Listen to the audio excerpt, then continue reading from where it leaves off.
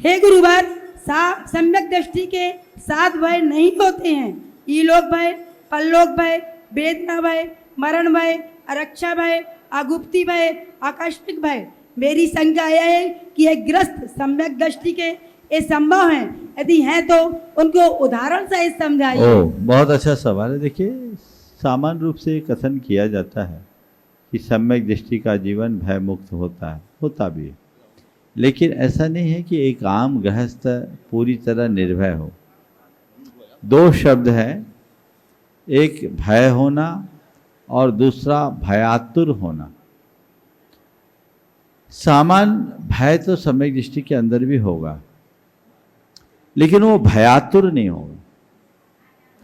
6ठे गुरुस्थान तक मुनि जब रहते हैं तब तक भय व्यक्त रूप में होता, भयातुरता उनमें होती। हालांकि भय संज्ञा तो 8वें गुरुस्थान तक है। तो भयातुरता सम्यक दृष्टि को नहीं होनी चाहिए। चाहे जैसी परिस्थितियां निर्मित हो जाए, भयोत्पादक स्थितियों के निर्मित होने पर सतर्क होना समझदारी है, और भयानक स्थिति के सामने आने पर घबरा जाना कमजोरी। तो चाहे कुछ हो, घबराना मत, सामना करना। एक सम्यक दृष्टि की परिणति क्या होती, मैं आपको बताना चाहूंगा। एक व्यक्ति ने अपने जीवन की एक घटना सुनाई। घर में अकेला था, संपन्न व्यक्ति था, और रात में कुछ हथियारबद्ध लोग पहुंच गए। उसने देखा, उसने जो आप भी बात सुनाई, मैं वो बता रहा हूँ। बोले महाराज जी, मैं बिल्कुल नहीं घबराया, और मन में यही सोचा जो मेरा है सो जाएगा नहीं, और जाएगा सो मेरा नहीं।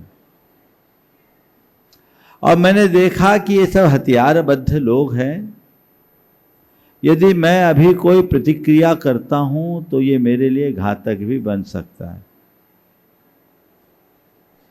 तो उन्होंने कहा कि मैं ऐसा नाटक कर लिया कि बहुत गहरी नींद में पड़ा हूं। उन लोगों को लगा ये तो अच्छे से पड़ा है, सो रहा है, कुछ नहीं कर रहा है।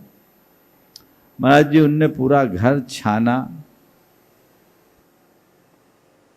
जो कुछ थोड़ा बहुत था सामान ले गए, लेकिन हमारे सेफ तक वो पहुंच ही नहीं पाए। वो चले गए और हमारा सब कुछ सुरक्षित रह गया। उनने जो बात कही वो ध्यान देने की है। एक सम्यक दृष्टि की पहचान, जो मेरा है सो जाएगा नहीं, और जो जाएगा सो मेरा नहीं। हमने पूछा तुम्हें डरे नहीं? बोले महाराज डरते क्या, हम तो पड़े रहे, डरते तो मर ही जाते, डरने का तो कुछ काम नहीं था। हमने देखा अब कोई चारा नहीं है, स्वीकार करो, और जो होना होगा सो होगा। बस ये दृष्टिकोण और धारणा अंदर होनी चाहिए।